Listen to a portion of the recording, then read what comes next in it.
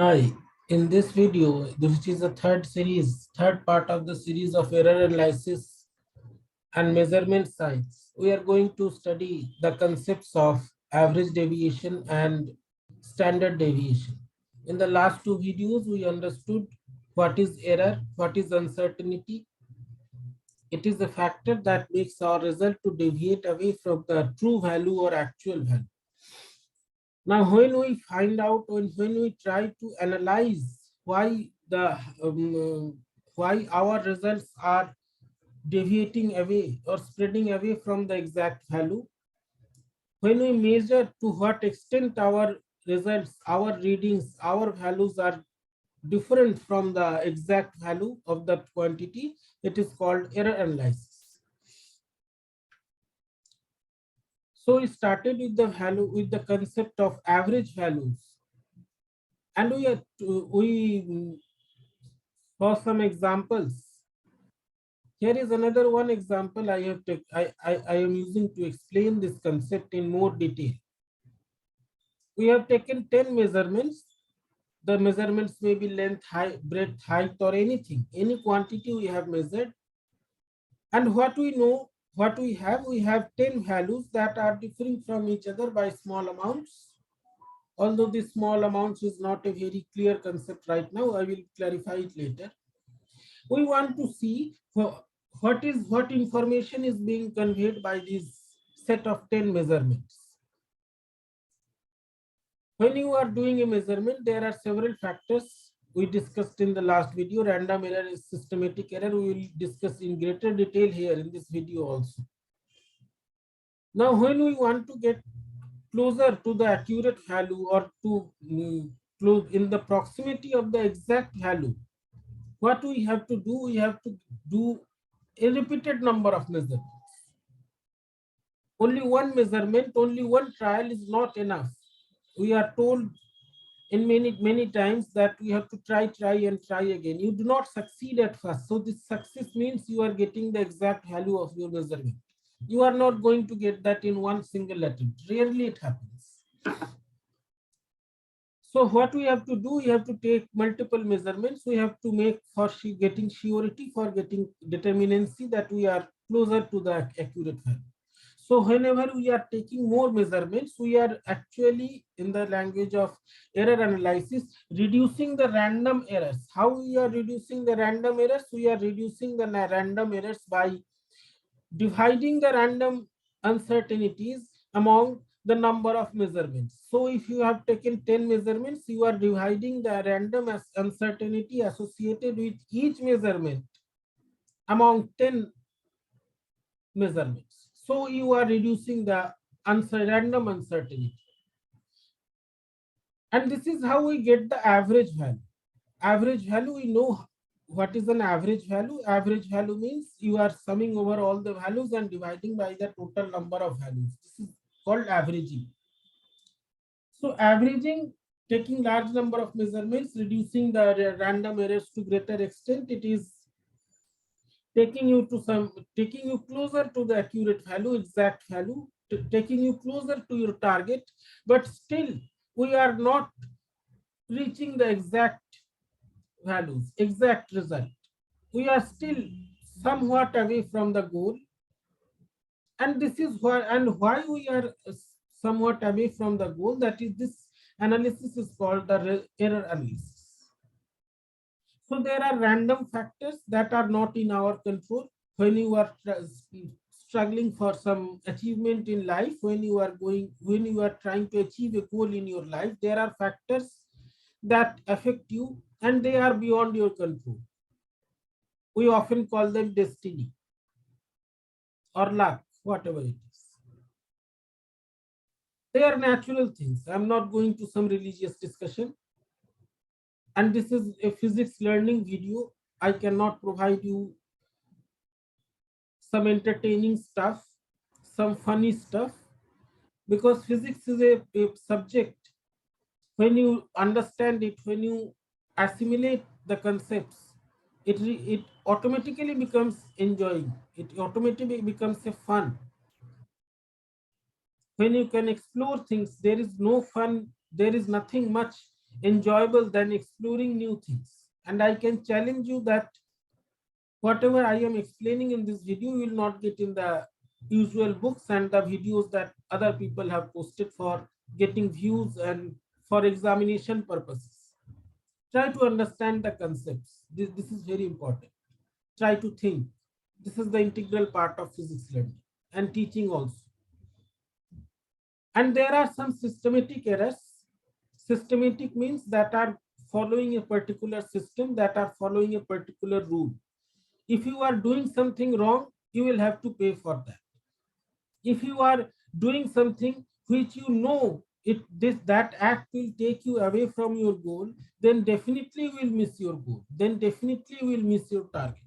So these are systematic errors. So let us come to the detailed discussion. Systematic means when something is following a system, a rule. You are moving in a particular direction. You are moving towards the right. So your direction is defined, your direction is systematized. It is in the right direction. You are moving to left, it is a left direction.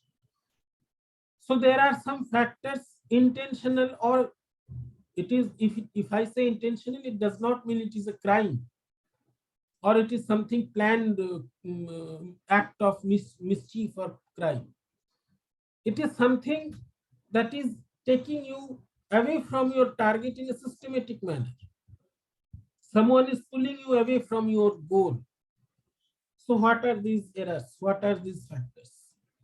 This is a diagram which you often come across when you read any book on error analysis. The most used book and the very good book is by John R. Taylor, Introduction to Error Analysis. And here in that diagram, he has shown how systematic and random errors are defined.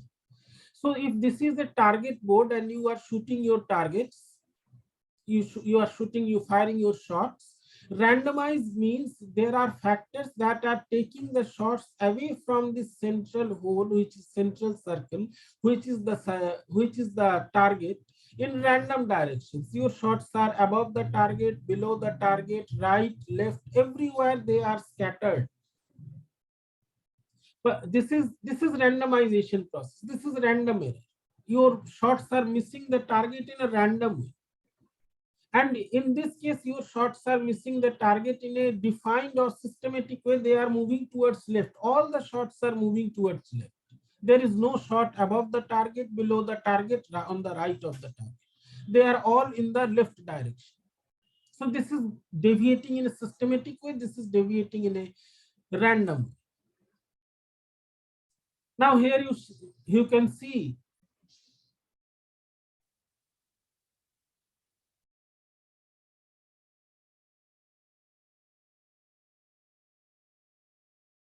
so here the marksman is shooting the target and he is missing. Of course, he is not missing to a large extent, but he is missing the target. Now, error analysis means we are trying to answer the question why we are missing our target. There can be many reasons.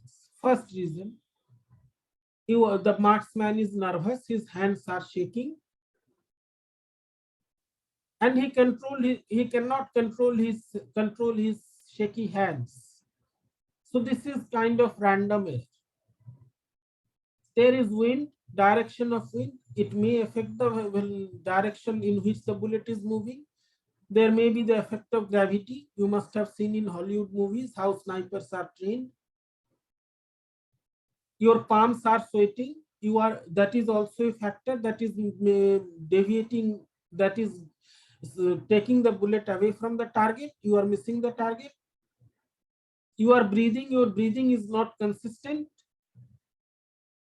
You are breathing heavily, your gun is moving with the breathing. These factors are making you to miss the target. So these are some random errors because they can't be controlled. You can't control your breathing right at this moment. What you have to do, you have to practice. And this practice is the physical meaning of the statistical process of taking many measurements. You have to make yourself used to used to in shooting the target accurately. You have to practice a lot. You have to fire many shots. You have to take many readings. You have to do that, repeat the experiment many times. Then you get closer to the bullseye. But still, there may be factors that are taking you away. And if you hit the targets, this means you have practiced a lot, and your this practice, large number of repetitions of the action, it has reduced the random errors to the minimum, and you are hitting the bullseye. The more number of shots fired, the more attempts you make, the more you practice, the more readings you take, you get closer to the target or to the value which you are working for. Now, this randomness is reduced by a number of measurements, but there are some factors that are still beyond your control. You cannot control the wind, you cannot control the bullet gravity which is affecting the motion of the bullets. You cannot control the air drag. So you have, if you cannot control them, you have to make yourself used to in handling this situation, and that can be done only by a large number of repetitions of the same experiment. Making large number of trials.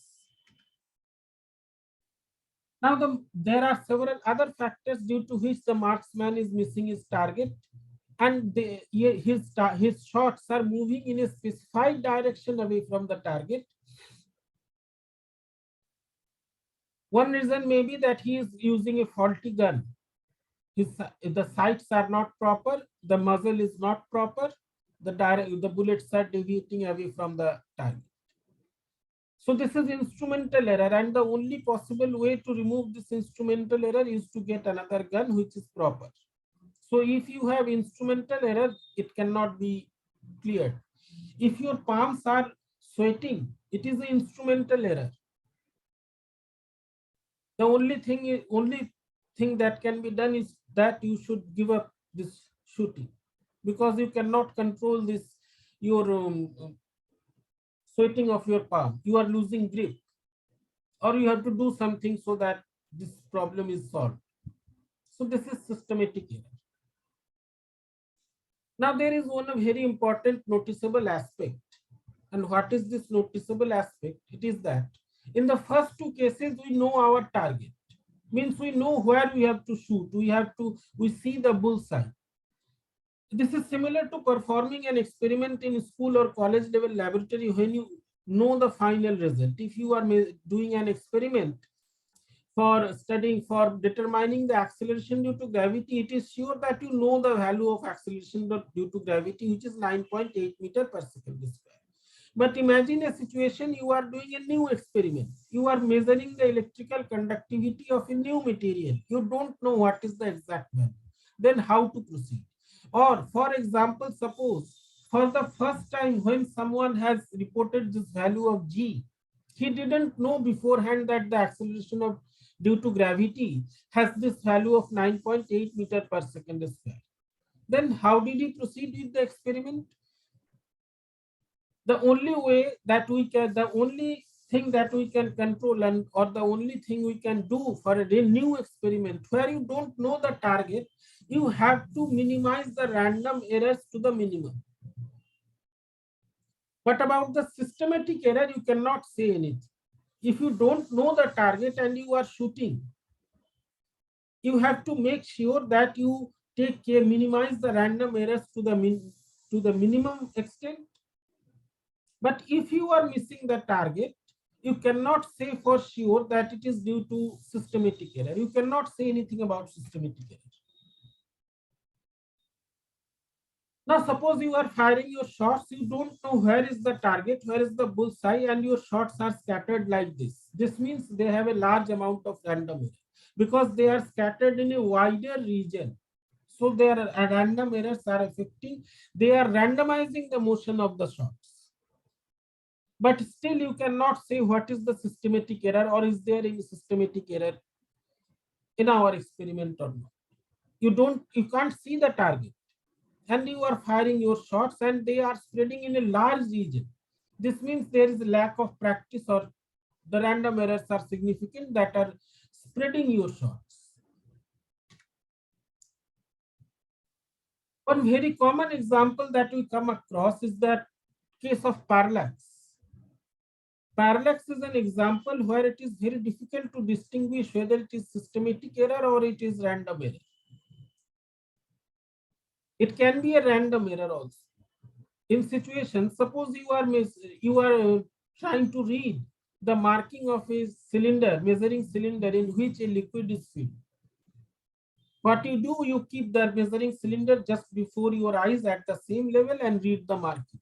Now it is beyond your control. Your hands may shake, your hands are not stable. They may get unstable due to some reason. This is not in our control every time.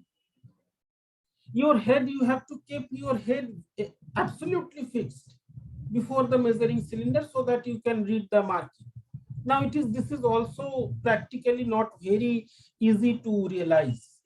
Your head may get sorry, your head may get distracted or you may move your head beyond your control. So the parallax in this case is a random error, and you have to correct it by statistical methods. Now in another situation, suppose the person has kept the cylinder filled with some liquid intentionally to his right or to his left, and when he is reading the marking, he is moving his head, he is turning his head to the left or to the right. So this is systematic error, and that person, he doesn't know anything about error or systematic error. He is turning his head towards left and reading the marking and noting it, completely unaware that there is a systematic error in this reading. So parallax can be systematic, parallax can be random, depending on the situation. Again, I will say that random errors can be treated statistically. Statistical errors are instrumental errors. They have to be dealt with in a different manner by changing the instrument. Now, suppose you are reading the marking of the scale. What you have to do, your head should be totally vertically above the scale. Now, it is not possible to keep your head at absolutely vertical position from the scale for more than few seconds. So this is a random error. And now suppose some person who is totally unaware of this parallax and these factors, he is watching the marking on the scale from the left or to the right. He is introducing random, systematic.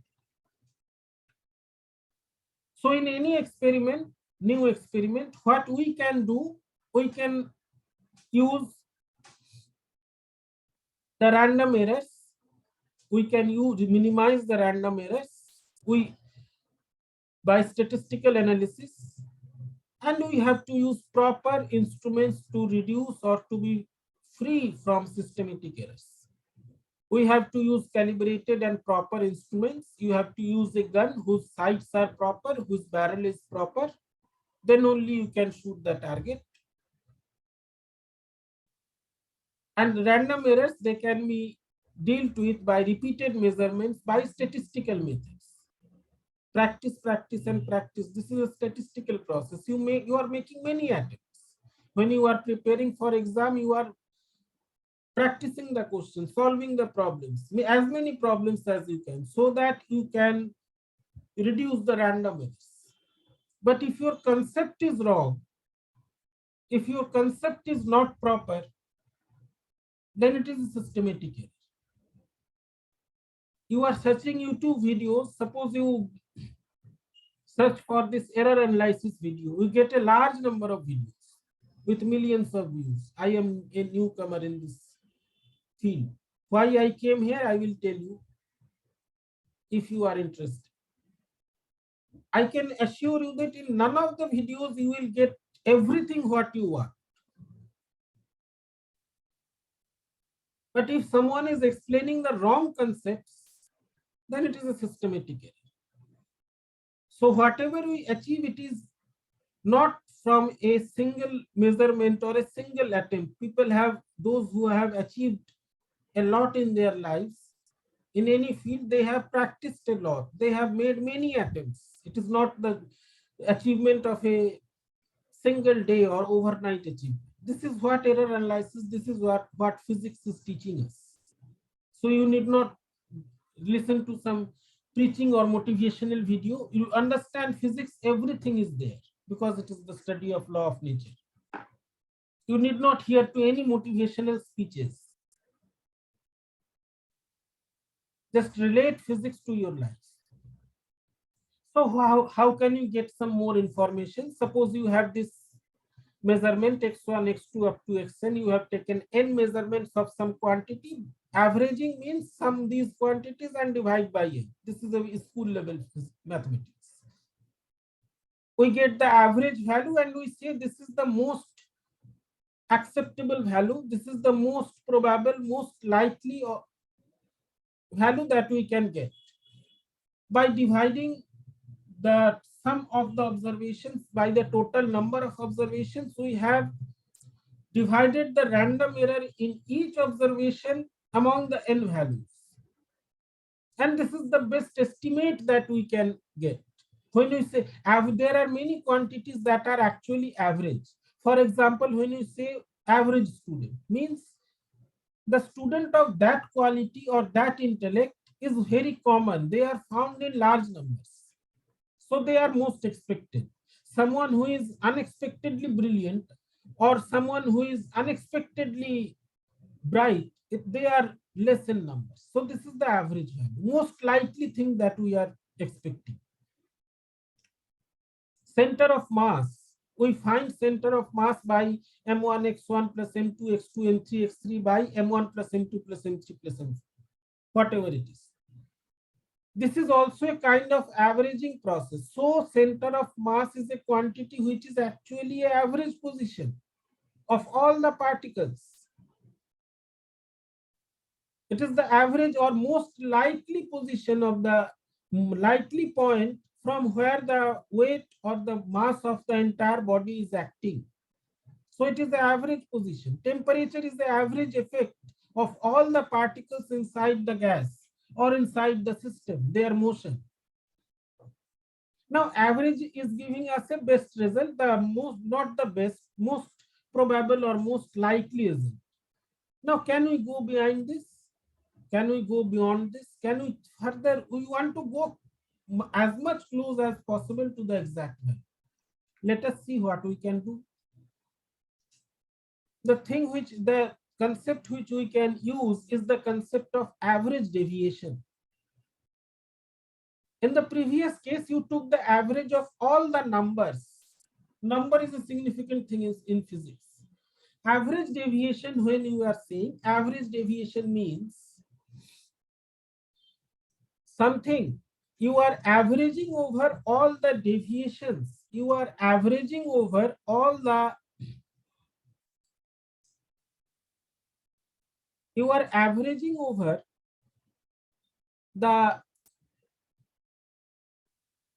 deviations of all the readings from the most expected value. You are finding the average of the spread of you are calculating what is the average value of the spread of the deviation of each measurement from the mean or value or the most probable value. This is the average deviation. And this is not only, and when you are studying average deviation, the equation, this is the deviation we are calculating. Deviation means this is the mean value. This is the individual value. You are calculating to what extent this individual value is differing from the mean value.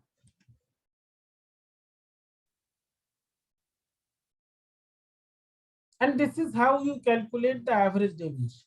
But let us understand what is the physics of this simple concept. This is not a mathematical equation only, it has interesting physics. And you can directly relate this physics, and I assure you, you will not find in any book this direct relation with physics. We use the modulus sign. I will show you the formula. Modulus sign means we are considering only the magnitude. Suppose you are using a simple pendulum, oscillating body. You have a mean position, which is the average position. It is in equilibrium. There are no external forces acting. There are no sources of error. Whenever there is when you displace this object from the mean position, it oscillates. It goes to extreme positions, which we call amplitude, maximum displacement from the mean position. And this maximum displacement from the mean position is the average deviation in statistical sense. The physics of average deviation is the maximum displacement from the mean position, which is the amplitude of motion. And at the position of amplitude or maximum displacement, the oscillatory body has totally potential energy. So it is the position which is most expected, where it is most likely to be found. So wherever we have random errors are like random oscillations, they take you away from the average position, and the magnitude of displacement from the average position is the most probable value of that object. It is the most likely value of that object, this deviation. Large amplitude means it is deviating large by a large extent from the mean position. This is the physics. So you need to understand what is the physics behind a simple equation. This is amplitude equation. This is the displacement. This is the coordinate. This is the individual value of measurement. This is the mean value. And this deviation we are interested in calculation.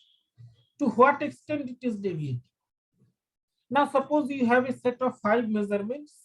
It can be anything. You calculate first you calculate the average. It comes out to be 71.8. Then you calculate the deviation. First observation, second observation, third observation, fourth observation, fifth observation. You see that first and fifth are on the left side of the mean value or on the left of the mean position by same amounts. Second and third are on the right, and fourth is again on the right. Now, if you calculate the average of these deviations with signs, with direction, with phase, what you get 0.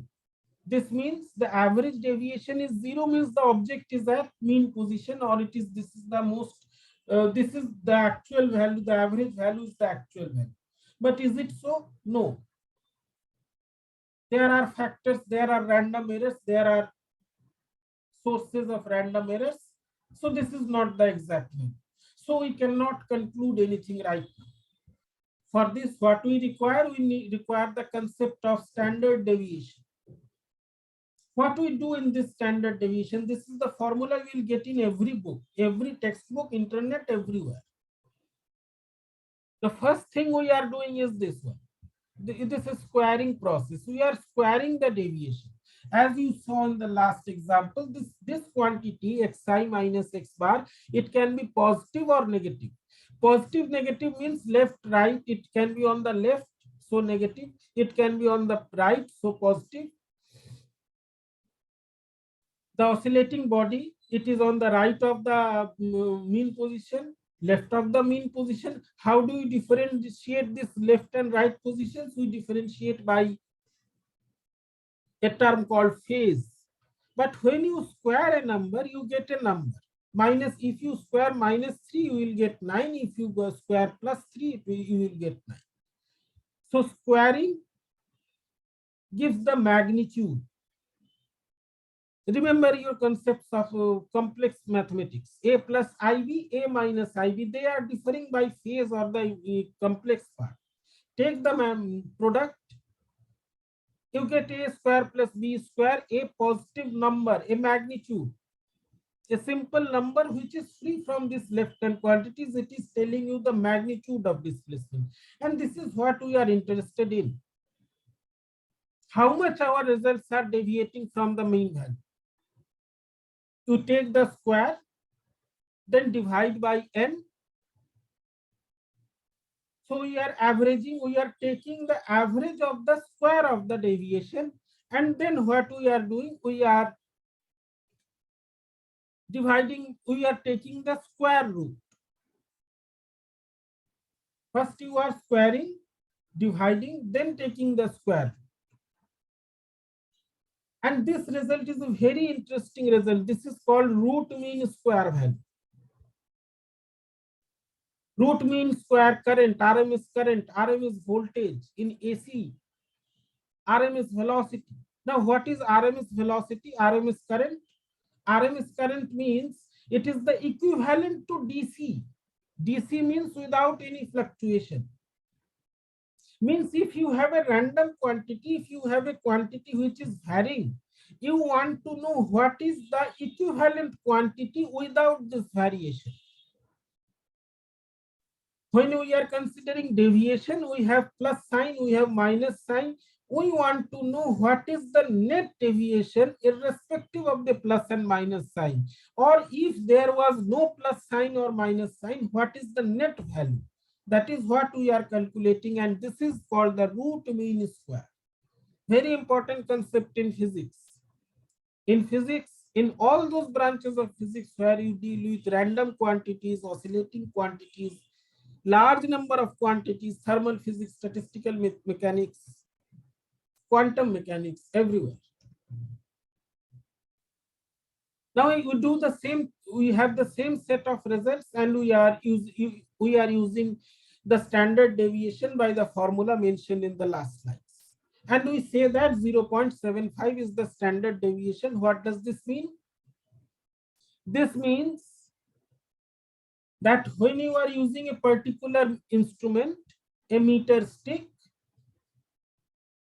you are taking the measurement of an object, 10 observations, 20 observations, you are calculating the standard deviation. You can now say that using this instrument, if I measure another object, the result will vary by 0.75.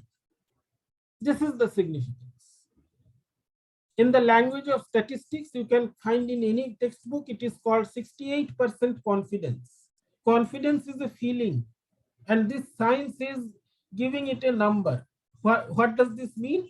Means if you have taken a set of measurements, you can say that 68% of your results will be near the exact value or the average value. Remaining 32 will deviate out from the exact value. And it has a definite kind of shape called the bell shape. I will discuss it sometimes later. Now, when you are studying the standard deviation, in many textbooks, there are two formulae. One is one has n minus 1 in denominator, other has n in the denominator. N minus 1 in the denominator, this has a special significance again. If you put n, which is the total number of observations equal to 1, you get a 0 in the denominator. I will not say it is infinity. I will say the result is absurd. What does this mean? The result from a single measurement is not going to provide any calculation. If you say that once I made this measurement once only, and this is my result, and I am 100% confirmed that this is the result. It is not so. When you are dealing with statistical quantities, this is always not acceptable, or this is not always applicable when you are measuring the height of your door. But when dealing with statistical quantities, one observation is not going to produce, it is not going to show you or take you to a definite conclusion. So your number of observations should be as large as possible, so that standard deviation, which is the departure from the exact value, is minimum.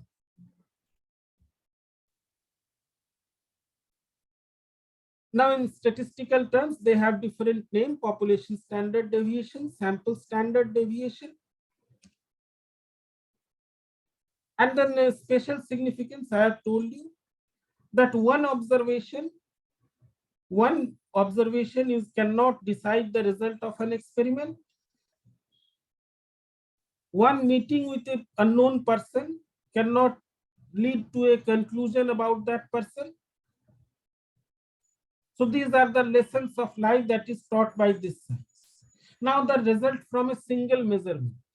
As soon as you will say after this slide that you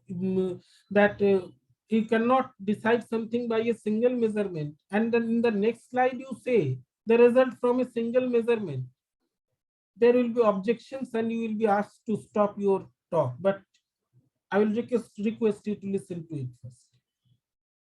Suppose you have some springs that are manufactured by a company. They are all identical. Mind the word, they are all identical. They are made from same material, same weight, same size.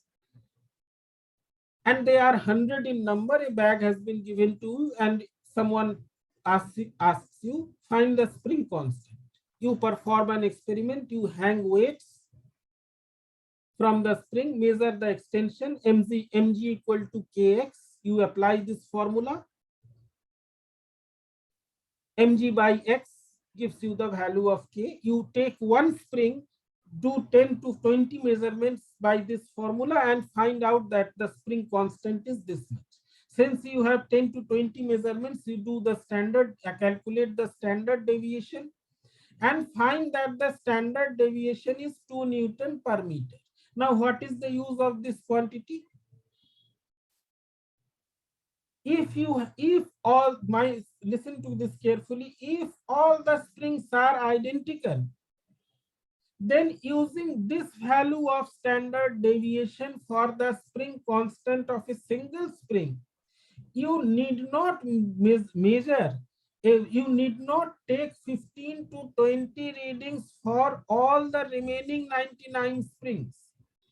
You can take one measurement, you can take 2 or 3 measurements of readings of the other springs, and you can say whatever spring constant for the other springs you are getting, these spring constant may have a variation of 2 Newton per meter. Suppose this is the first spring you have measured, spring constant, a spring constant with standard deviation. This is the standard random error. For the second spring, you can automatically say it will have a deviation of plus minus 2 Newton per meter, provided the springs are identical. This is the significance. So standard deviation in many situations where the conditions are identical, it can be used for a single measurement. The result, the standard deviation from a single measurement can describe the quantities that are similar in the same type of experiment. Of course, the experiment type should be same. This is the standard deviation of the mean, where we divide the standard deviation by root under n, and it has a special significance in statistical and thermal physics, because if n is quite large, it is increasing, root under n increases slowly than n. If you are dealing with 10 to the power 23 number of particles, this is very important for me. And it is a very significant formula in statistical mechanics, where you calculate fluctuations. I will come to fluctuations here. Fluctuation is again a statistical type. Now, these are all statistical methods for random things, random factors. About systematic errors, examples are given here. A scale that is always reading some extra length, a thermometer which is always reading some extra or some less temperature, a balance showing non-zero reading when there is no weight or no mass kept on it. These are instrumental errors. And you have to get rid of this instrumental errors. The question is how? These are some examples. We will discuss this in the next section, next video of this instrumental error, how to deal with them. What is the significance of least count? The lecture PDF is description for the lecture PDF. You can see the description of this video. Link is provided there. And please like, share, and subscribe this channel, not for me, for the sake of physics, for the sake of learning. By this, you will not help only an individual. you will help physics, you will help a class of teachers. And who am I, whom I represent, I will tell you in the next video. Thank you.